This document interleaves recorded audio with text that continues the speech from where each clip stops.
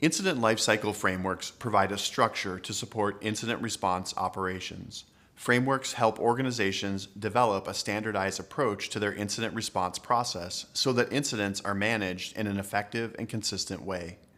There are many different types of frameworks that organizations can adopt and modify according to their needs. In this course, we'll focus on the NIST CSF. Then we'll expand on the CSF and discuss the phases of the NIST incident response lifecycle.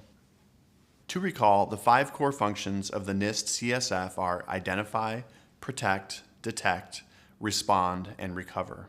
This course will explore the last 3 steps of this framework: detect, respond, and recover. These last 3 steps are critical stages during incident response, and as an analyst, you'll detect and respond to incidents and implement actions for recovery.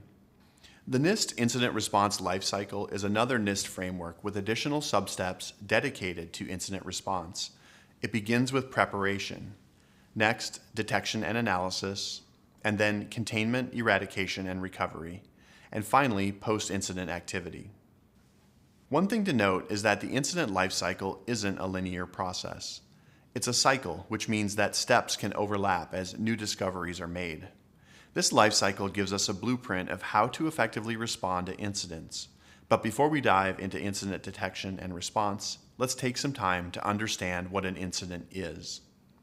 According to NIST, an incident is an occurrence that actually or imminently jeopardizes, without lawful authority, the confidentiality, integrity, or availability of information or an information system, or constitutes a violation or imminent threat of violation of law, security policies, security procedures, or acceptable use policies. Whoa, that's a lot to take in. Let's break it down. It's important to understand that all security incidents are events, but not all events are security incidents. What are events? An event is an observable occurrence on a network, system, or device. Here's an example of an event. A user attempts to log into their email account, but they can't because they forgot their password. The user then requests a password reset and successfully changes their password. This is an observable event. Well, why? Because systems and applications log password reset requests, and logs provide evidence that something happened. We know that someone successfully requested a password reset and that they did not violate security policies to access the account. Now, imagine that instead of the rightful owner of the account, a malicious actor trying to gain access to the account successfully initiated the password change request and changed the account password. This would be considered both an event and a security incident.